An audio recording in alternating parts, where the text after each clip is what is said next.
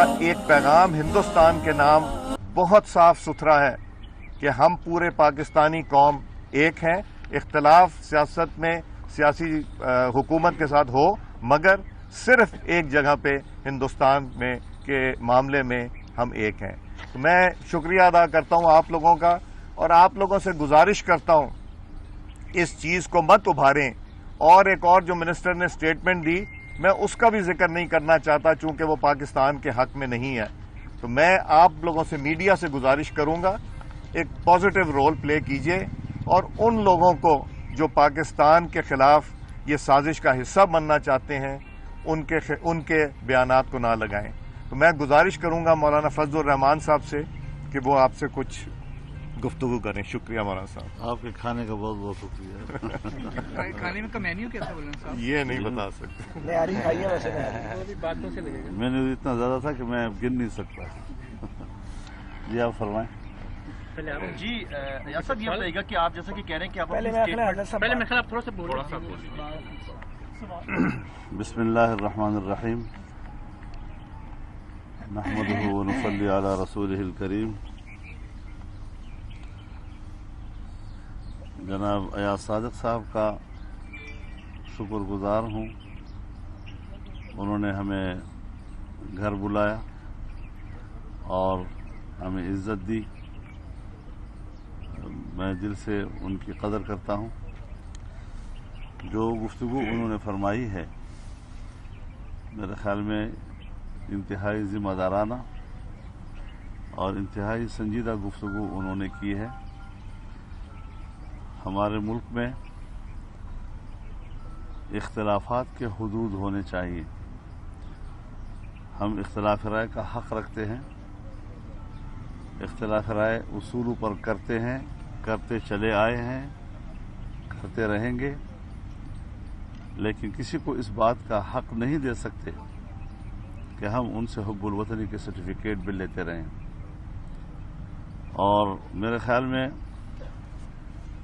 قیامت کی علامت ہے کہ مسلم لیگی غدار ٹھہرے ہیں آج.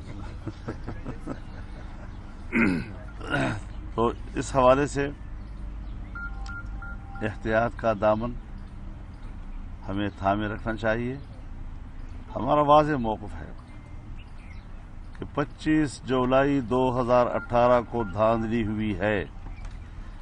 ہم اس حکومت کے جواز کو تسلیم نہیں کرتے. بار بار آپ ہم سے سن چکے ہیں اور اپنے موقف پہ قائم ہیں.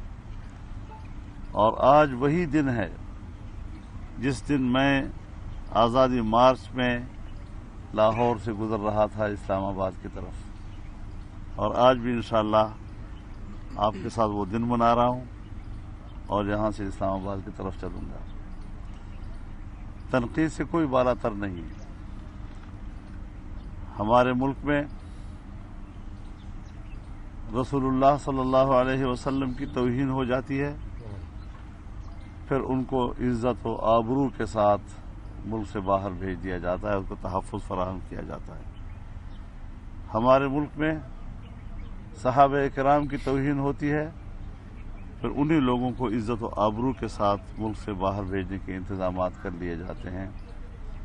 لیکن ہمارے ادارے اتنے مقدس ہیں کہ اس کے افراد بھی ان سے زیادہ مقدس ہیں کہ وہ تنقید سے بالا تر ہیں. ہم شاید اس اصول کو تسلیم نہیں کرتے. ہم توہین آمیز رویے کے خلاف ہیں, چاہے وہ عدالت کے بارے میں ہو, جج صاحبان کے بارے میں ہو, جنرلز کے بارے میں ہو, لیکن ہم اپنی توہین بھی برداشت کرنے کے لیے تیار نہیں ہیں. اس قسم کی صورتحال جو پاکستان میں بنائی گئی ہے, جن لوگوں کے زمانے میں پاکستان نے معاشی لحاظ سے ترقی کی اور ہمارے ملک کا ترقی کا سالانہ تخمینہ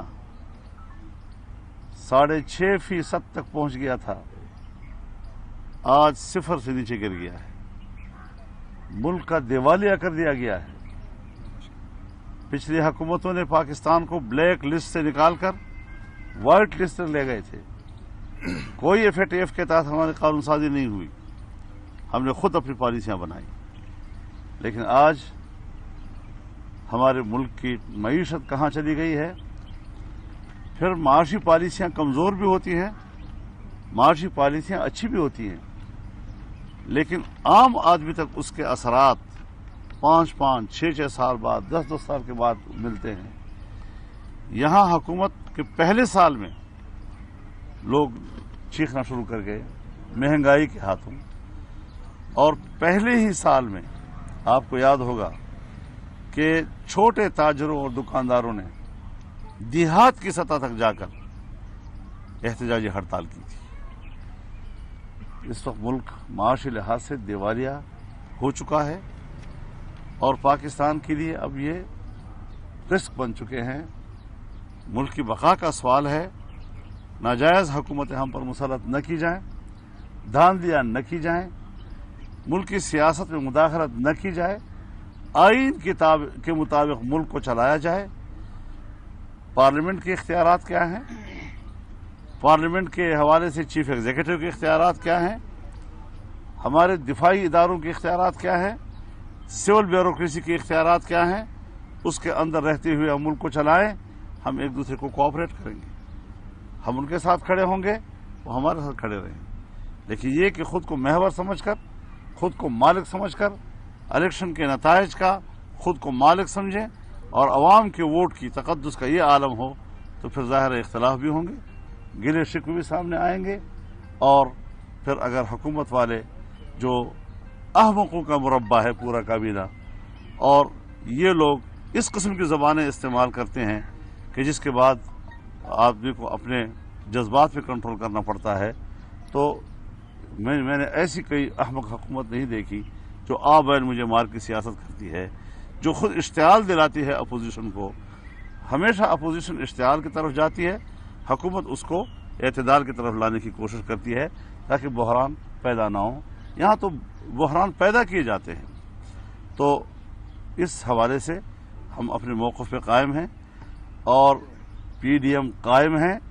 PDM को तोड़ने की साजिश कराची में हुई, लेकिन PDM की जमातों ने अपनी भरपूर हिकमत अमली से उसको नाकाम बनाया है और अब भी कायम है, और हम शेड्यूल के मुताबिक अपना प्रोग्राम जारी रखेंगे।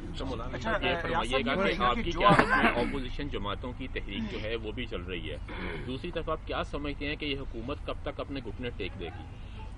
हुकूमत तो नहीं है, हुकूमत जिनकी है, फिर आप कहेंगे आपने फिर नाम ले लिया। मौलाना साहब, अयाज सादिक ने जो भी कहा कौमी असम्बली में, आप उसे इत्तफाक करते हैं या उसे इख्तिलाफ करते हैं? मैं तो समझता हूं कि इससे भी कुछ आगे जाकर हमें इत्तिफाक करना चाहिए, ये जरा कम है थोड़ा सा। ये बताइएगा कि आपने जो बयान दिया, लगता ये है कि इमरान खान एक जानिब तो नरेंद्र मोदी को धमकियां दे रहे हैं, दूसरी तरफ उन्होंने घुटने टेके मीडिया के सामने, क्या ऐसा है? देखिए, मैं इस इशू को हम जितना जल्द से जल्द ख़त्म कर दें, जो कि पाकिस्तान के इंटरेस्ट में नहीं, तो बेहतर होगा। मैंने वजाहत भी दे दी, मैंने आज भी बात कर दी, और मेरी जो ओरिजिनल क्लिप है वो भी देख लें कि मैंने क्या कहा, वो साफ जाहिर है। अब उसको जो प्ले अप कर रहे हैं, जो इंडियन मीडिया के एजेंडे को प्ले अप कर रहे हैं, वो पाकिस्तान से कोई अच्छा सलूक नहीं कर रहा। इस इशू को छोड़े, आप मौलाना साहब मेहमान आए, उनसे बात। मैंने तो गलत बात की, मैंने बात ही कोई ऐसी नहीं की, मैंने तो वजाहत तो आपको दे दी है। अच्छा मौलाना साहब, ये फरमाइए कि आपने तहरीक जो है वो हुकूमत के खिलाफ शुरू कर रखी है, जलसों पे लाखों करोड़ों रुपया भी खर्च किया जा रहा है, लेकिन एक आसान सा तरीका है, आप अदम एतमाद तहरीक जो है वो कौमी असम्बली में पेश करें और हुकूमत जो है वो खत्म हो जाती है। क्यों आपको अपने लोगों पे एतमाद नहीं है? और करते हैं मशवरे पे आपके।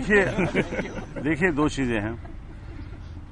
सियासतदान का ये भी एक फर्ज होता है कि वो आम आदमी का तर्जुमान बने, उसकी जुबान बने। PDM में शामिल जितनी जमातें हैं और उनकी जो क़ियादतें हैं, वो आज अवाम की बात करते हैं। जब हम अवाम में जाते हैं, उनको सहारा मिलता है, उनको हौसला मिलता है, और वो समझते हैं कि हम गरीबों का भी कोई बोलने वाला है, बात करने वाला है। वरना जहाँ तक इस्तीफ़ों का मसला है, यकीनन मैं आपसे इत्तिफाक करता हूँ कि ये बहुत ही मुख्तसर और आसान रास्ता है, लेकिन चूंकि हमारे PDM के आने वाले ऑप्शंस में शामिल है ये, تو جو بھی طے ہوگا ہم باہمی مشاورت کے ساتھ جس موقع کو مناسب سمجھیں گے اس آپشن کو استعمال کریں گے. پی ڈی ایم کے سربراہ ہیں عبدالقادر بلوچ کے حوالے سے خبر آ رہی ہے کہ وہ استعفیٰ دے گئے ہیں، تو اس میں ان کو یہ کہا ہے کہ ہم آپ کے بیانیے کا بوجھ نہیں اٹھا سکتے، اس میں کتنا سچ ہے؟ پتہ نہیں کیا کہہ رہا ہے. جی مولانا صاحب یہ بتائیے گا کہ سمجھ نہیں آئی بات. عبدالقادر بلوچ کے حوالے سے خبر آئی ہے کہ وہ پی ڈی ایم سے استعفیٰ دے گئے ہیں، تو کیا آپ ان سے بات کریں گے؟ مجھے علم نہیں. مولانا صاحب یہ بتا دیں کہ میاں نواز شریف کا بیانیہ کہ ہماری جدوجہد ہے وہ اس حکومت کے لانے والوں کے خلاف ہے، اور پی ڈی ایم کی قیادت یہ واضح اٹھاتی ہے کہ ہمارا مینڈیٹ چوری کیا گیا الیکشن میں، الیکشن چوری ہوا. اب گلگت بلتستان کا الیکشن ہونے جا رہا ہے، کیا آپ سمجھتے ہیں کہ اسی آرمی چیف کے ہوتے ہوئے DGI کے ہوتے ہوئے وہ بھی شفاف الیکشن ہوگا؟ دیکھیے اس طرح تو آپ گلگت بلتستان کیوں جاتے ہیں؟ ہمارے ہاں ضمنی الیکشن بھی تو ہوتے ہیں، تو ہم ضمنی الیکشن بھی حصہ تو لیتے ہیں، عوام کے ساتھ ایک رابطے بھی ہوتا ہے، اور نتائج سامنے آئیں گے تو ہم جس طرح اس پہ رد عمل دے رہے ہیں اس میں دے سکیں گے. آج کی گفتگو سے یہ محسوس ہوتا ہے آپ دونوں کی کہ 16 اکتوبر سے جو موقف اختیار کیا تھا اپوزیشن جماعتوں نے، آپ اس سے پیچھے ہوتے جا رہے ہیں. ایسا محسوس ہو رہا ہے کہ آپ کا موقف تھا وہ بہت کمزور پڑتا جا رہا ہے. ایاز ثانی صاحب نے بھی یو ٹرن لے لیا اور آپ بھی یو ٹرن لے لیا. میں آپ کی نفسیات کو سمجھ رہا ہوں، آپ ایک صحافی کی حیثیت سے کیا کہلوانا چاہتے ہیں ہم سے، لیکن میں آپ کو بتا دینا چاہتا ہوں کہ ایاز صادق صاحب کے بیان سے جو پیالی میں طوفان کھڑا کرنے کی کوشش کی گئی، ہمارا یہ بھی فرض بنتا ہے کہ ہم اپنی سیاست کو ان حدود میں رکھیں جو آئین اور قانون کے دائرے میں ہوں، پاکستان کے حب الوطنی کے دائرے میں ہوں. اگر اس قسم کے کوئی اشتعال انگیز گفتگو کرتا ہے اور کسی کے کریکٹر کو تباہ کرتا ہے، اس کے حب الوطنی کو تباہ کرتا ہے، تو پھر ظاہر ہے کہ اس کو نیچے لانا اور اپنے اس پٹری پہ لانا جو اس کا حقیقی مقام ہے، اس پر اگر ہم بات کرتے ہیں تو آپ ہمیں یہ یاد دلائیں گے کہ تم تو پیچھے ہٹ گئے. خدا کا خوف کرو. میڈیا سے خاص طور پہ کہنا چاہتا ہوں کہ ملک کو اگر آگ لگتی ہے تو بھی آپ کی ان سوالات سے لگتی ہے، ملک کو اگر ٹھنڈک ملتی ہے تو آپ یہ. تو غداری کا تعارف بتائیں گے، غداری کا تعارف کیا ہے؟ سب لوگوں غداری کے تعارف کے لیے حمود الرحمان کمیشن کو سامنے لایا جائے، پھر اس کے بعد پتہ چل جائے. یہ فرمائیے، سول لائن میں درخواست چلی گئی ہے مقدمے کے لیے، آپ سے ابھی تک پولیس حکام نے کوئی رابطہ کیا یا آپ نے ان کو اپنا کوئی موقف دیا؟ یہ بتا دیجیے. جب ہوگا میں بتا دوں گا. ایاز صاحب یہ بتائیے گا کہ آپ نے کہا کہ ایک اکائی کی آپ نے بات کی، اسی ایک اکائی کے اوپر جو ہے نواز شریف کا بڑا تنقید ہے اس ایک اکائی کے اوپر. آج آپ کہہ رہے ہیں آپ ایک اکائی کے ساتھ کھڑے ہیں، تو نواز شریف کے بیانیہ سے آپ لوگ پیچھے ہٹتے ہیں جو وہ تنقید جو کرداروں کے اوپر کر رہے ہیں، تو ایک اکائی کا کیا مطلب ہے؟ آپ ایک اکائی کو دیکھیں دونوں مختلف چیزیں ہیں، آپ مختلف چیزوں کو اکٹھا کر رہے ہیں. میں نے جو وہاں قومی اسمبلی میں کہا، اس کے بعد میں نے جو وضاحت جب ہندوستان کی طرف سے یہ ہمارے یہاں کے لوگوں نے سوشل میڈیا پہ کیا اور ہندوستان کی طرف یہ وضاحت بھی آ گئی اور میں نے آج بھی وضاحت دی. مولانا صاحب یہ فرمائیے کہ آپ جب گڈ گورننس کی بات کرتے ہیں تو وہ مولانا کہتے تھے یہ کرپشن ہے. اب یہ جو غدار اور غیر محب وطن کہنا کہ یہ حکومت کی کوئی لائن ہے کہ آپ کو اور لائن کی جانب لے جا رہے ہیں؟ حضرت یہ حکومت اپنی حماقتوں کے نتیجے میں اب ایاز صادق صاحب کی گفتگو سے یا ان کے کچھ الفاظ سے کوئی اختلاف رائے کر سکتا ہے، لیکن اس کے رد عمل میں پلوامہ کا ذکر کر کے جس عقل مندی کا مظاہرہ کیا گیا ہے اس کا بھی ذرا اندازہ لگایا نا کہ وہاں ہے کیا، وہاں کس قسم کے لوگ بیٹھے ہوئے ہیں. تو میں نہیں سمجھتا کہ اس ملک میں کوئی سنجیدہ حکومت موجود ہے یا کوئی قانونی حکومت موجود ہے یا کوئی اہل حکومت موجود ہے. ناجائز، نالائق اور نااہل حکومت اس وقت دو جگہوں پہ کے خلاف اپلیکیشن جا چکی ہے اسی حوالے سے، اسلام آباد اور لاہور کے. اپلیکیشنوں کے لیے بہت لوگ مل جاتے ہیں، کوئی مسئلہ نہیں ہے. کوئی ایسا ہو کیا اسمبلی میں کہے ہوئے الفاظ باہر چیلنج ہو سکتے ہیں؟ نہیں، باہر ہو بھی نہیں سکتے. پارلیمنٹ از ابو سپریم.